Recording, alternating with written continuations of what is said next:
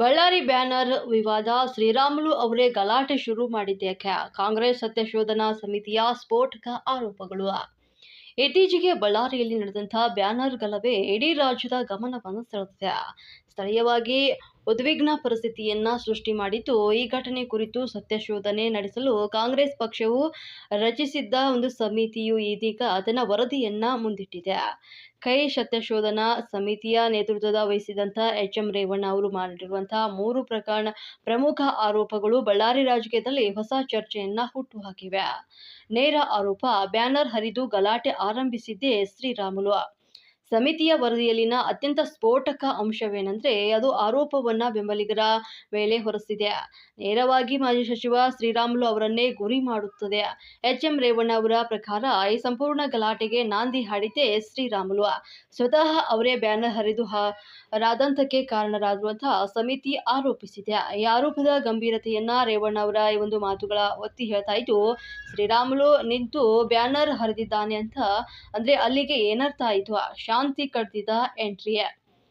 ಜನಾರ್ದನ್ ರೆಡ್ಡಿ ಬಳ್ಳಾರಿಗೆ ಬಂದ ಮೇಲೆಯೇ ಅಶಾಂತಿ ಉಂಟಾಗಿದ್ದು, ಸಮಿತಿಯ ಕೂಡ ತನ್ನ 2ನೇ ಆರೋಪದಲ್ಲಿ ಘಟನಾವಳಿಯ ಸಮಯದಲ್ಲಿ ರಾಜಕೀಯ ಅಸ್ತ್ರವಾಗಿ ಬಳಸಿದೆ. ಜನಾರ್ದನ್ ರೆಡ್ಡಿ ಅವರ ಪ್ರದೇಶವನ್ನ ನಗರ ಶಾಂತಿ ಭಂಗದ ಸ್ಪಷ್ಟ ಆರಂಭದ ಒಂದು ಬಿಂದು ಅಂತ ಗುರುತಿಸುವ ಮೂಲಕ ಕಾಂಗ್ರೆಸ್ ತನ್ನ ರಾಜಕೀಯ ದಾಳವನ್ನ ಉರುಳಿಸಿದೆ. ರೆಡ್ಡಿ ಬಳ್ಳಾರಿಗೆ ಬರುವವರೆಗೂ ನಗರದಲ್ಲಿ ಸಂಪೂರ್ಣವಾಗಿ ಶಾಂತಿ ನೆಲೆಸಿತ್ತು ಎಂಬುದು ಸಮಿತಿಯ ವಾದ ಆಗಿದೆ. ಇದನ್ನ ಮುನ್ನ ಶಾಸಕ ಭರತ್ ರೆಡ್ಡಿ ಅವರು ಮಹರ್ಷಿ ವಾಲ್ಮೀಕಿ ಪ್ರತಿಮೆ ಸ್ಥಾಪನೆ ವಿಚಾರದಲ್ಲಿ ಜಾತ್ಯತೀತವಾಗಿ ಮತ್ತು ಪಕ್ಷಾತೀತವಾಗಿ ಎಲ್ಲರನ್ನ ಒಗ್ಗೂಡಿಸಿ ಸೌಹಾರ್ದತೆಯಾಗಿ ಕೆಲಸ ಮಾಡ್ತಾ ಇತ್ತು ಅಂತ ಸಮಿತಿ ಹೇಳಿದೆ.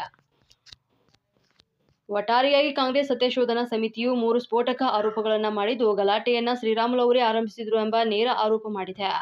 ಮತ್ತು ಕಾನೂನು ಸುವ್ಯವಸ್ಥೆ ಸಮಸ್ಯೆಯಾಗಿ ಬಿಂಬಿಸುವಂತಹ ಬದಲು ಪ್ರಮುಖ ನಾಯಕರೇ ನಡೆಸಿದಂತ ಪೂರ್ವಯೋಜಿತ ಪಿತೂರಿ ಅಂತ ಚಿತ್ರಿಸುವ ಮೂಲಕ ಕಾಂಗ್ರೆಸ್ ಸಮಿತಿಯು ಇದನ್ನ ಸಮುದಾಯದ ಸಾಮರಸ್ಯವನ್ನ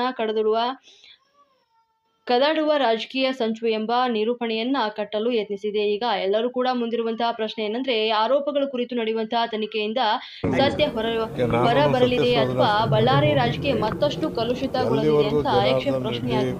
ಬಳ್ಳಾರಿ ಎಂಟ್ರಿ ಆಗಿರಲಿಲ್ಲ, ಅಲ್ಲಿವರೆಗೂ ಬಹಳ ಶಾಂತವಾಗಿ ಇತ್ತು. ಬಳ್ಳಾರಿನಲ್ಲಿ ಇಷ್ಟು ಭರತ್ ರೆಡ್ಡಿ ಅವರು ಒಳ್ಳೆ ಕೆಲಸನೂ ಮಾಡಿದರು ಮತ್ತು ಜಾತ್ಯತೀತವಾಗಿ ಪಕ್ಷಾತೀತವಾಗಿ ಮಹರ್ಷಿಗಳ ಒಂದು ಪ್ರತಿಮೆಯನ್ನು ಸರ್ಕಾರಿ ಜಾಗದಲ್ಲಿ ಇಡಬೇಕು, ಸಾರ್ವಜನಿಕ ಇಡಬೇಕು ಅಂತ ಎಲ್ಲ ಸಿದ್ಧತೆ ಮಾಡ್ಕೊಂಡಿದ್ರು. ಅದು ಸಹಿಸಲಾರ್ದೇ ಇದನ್ನು ಹರಿಯೋದು, ಬ್ಯಾನರ್ ಹರಿಯೋದು ಹುಟ್ಟಿದ್ದೆಲ್ಲಿಂದ, ಪ್ರಾರಂಭ ಆಗಿದ್ದೆಲ್ಲಿಂದ, ಬ್ಯಾನರ್ ಯಾಕೆ ಹರಿಬೇಕು? ಶ್ರೀರಾಮುಲನೇ ನಿಂತು ಬ್ಯಾನರ್ ಹರಿದಿದ್ದಾನೆ ಅಂದರೆ ಅಲ್ಲಿಗೇನರ್ಥ? ಇದು ಇವತ್ತು ಅವರೇ ಹುಟ್ಟಾಕಿ ಇದು ಸಕ್ಸಸ್ ಆಗಬಾರ್ದು, ಇದರಿಂದ ಆ ಜನ ಒಗ್ಗಟ್ಟಾಗ್ತಾರೆ ಅನ್ನೋದು ನೋಡಿ ಸಹಿಸಲಾರದೆ ಮಾಡಿರ್ತಕ್ಕಂಥ ಕೃತ್ಯ. ಅದನ್ನ ಬಿಟ್ಟು ಬೇರೆ ಮಾತುಗಳು ಅವ್ರು ಆಡ್ತಾ ಇದ್ದಾರೆ, ಸತ್ಯಕ್ಕೆ ದೂರವಾದ.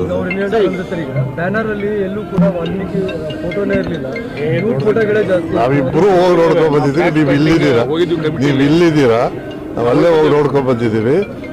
ವಾಲ್ಮೀಕಿ ಕಾರ್ಯಕ್ರಮದಲ್ಲಿ ವಾಲ್ಮೀಕಿ ಅವ್ರು ಇಲ್ದೇ ಅವ್ರ ಫೋಟೋ ಹಾಕೊಂಡು ಮಾಡ್ತಾರ? ಇದು ಅವ್ರು ಹೇಳೋದು ಅದರಲ್ಲಿ ಎಷ್ಟು ಸತ್ಯ ಅನ್ನೋದು ಗೊತ್ತಾಗುತ್ತಲ್ಲ. ಬಿಜೆಪಿ ಯಾವತ್ತಾದ್ರು ಸತ್ಯ ಹೇಳ್ತಾರ? ಸುಳ್ಳೇ ಅವ್ರ ದೇವರು. ಪೆಟ್ರೋಲ್ ಬಾಂಬ್ ಇರ್ಬೋದು, ದೊನ್ನೆಗಳು ಕೂಡ ವೈರಲ್ಗಳಾಗಿದ್ದಾವೆ ವಿಡಿಯೋ. ಅದು ಯಾರು ಅನ್ನೋದನ್ನ ಅಲ್ಲಿರ್ತಕ್ಕಂಥ ಇವರು ಬಳ್ಳಾರಿ ಮೂಡ ಅಧ್ಯಕ್ಷ ಅವನ ಕೈಲಿ ಒಳ್ಳೆ ಇರೋದು, ಕಾರ್ ಪುಡಿ ಇರೋದೆಲ್ಲರೂ ಮೆಟೀರಿಯಲ್ ಸಿಕ್ಕಿವೆ. ಇದು ಸತ್ಯಶೋಧನೆ ನಡೀತಾ ಇದೆ. ಈ ಪೆಟ್ರೋಲ್ ಬಂಕ್ ತಂದಿರೋದು ವಿಡಿಯೋ ಇರ್ಬೋದು, ಅದು ಯಾರ್ದು ಅನ್ನೋದು ಬೇಕಲ್ಲ. ಅಲ್ಲೇನಾಗಿದೆ, ಮಧ್ಯಾಹ್ನ ನಡೆದಿತ್ತು, ಸಂಜೆ ಎಷ್ಟೊತ್ತಿಗೆ ಅಷ್ಟು ಜನನ ಕಾಂಪೌಂಡ್ ಒಳಗೆ ಸೇರಿಸ್ಕೊಂಡಿದ್ದಾರೆ ಅನ್ನೋದನ್ನು ಕೂಡ ರಿಪೋರ್ಟಲ್ಲಿದೆ. ಸೋಮೋಟೋ ಕೇಸಲ್ಲಿ ಅದು ಬಂದಿದೆ. ಅಷ್ಟೊಂದು ಜನ ಸೇರಿಸ್ಕೊಬೇಕಾದ ಅವಶ್ಯಕತೆ ಏನಿತ್ತು? ಬೇಕಾಗಿರಲಿಲ್ಲ. ಒಂದು ಕಾರ್ಯಕ್ರಮ ನಡೆಯುವಾಗ ಸಹಕಾರ ಕೊಡಬೇಕು. ಅದು ಬಿಟ್ಟು ಇವರು ಮಾಡ್ತಾ ಇದ್ದಾರೆ, ಇದನ್ನು ನಿಲ್ಲಿಸಬೇಕು ಅನ್ನೋದು ಪ್ರೆಸ್ ಮೀಟೇ ಮಾಡಿದ್ದಾರೆ ಶ್ರೀರಾಮುಲು.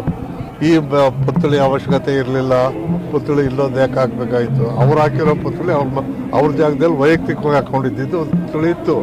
ಸಾರ್ವಜನಿಕವಾಗಿ ನಡೆಯುವಂಥ ಕಾರ್ಯಕ್ಕೆ ಯಾರು ಹೋಗಬೇಡಿ ಅಂತ ಕರೆ ಕೊಟ್ಟುವಂಥವ್ರ ಹತ್ರ ಅಂಥ ಮಹಾನಾಯಕನ ಅವರು ಮಹರ್ಷಿ ವಾಲ್ಮೀಕಿಯವರ ಶಿಷ್ಯನ ಅವರ ಬಗ್ಗೆ ಕಾಳಜಿ ಇರೋರ ಕೆಡ್ಸಕ್ಕೆ ಮಾಡಿದ್ದಷ್ಟೇ.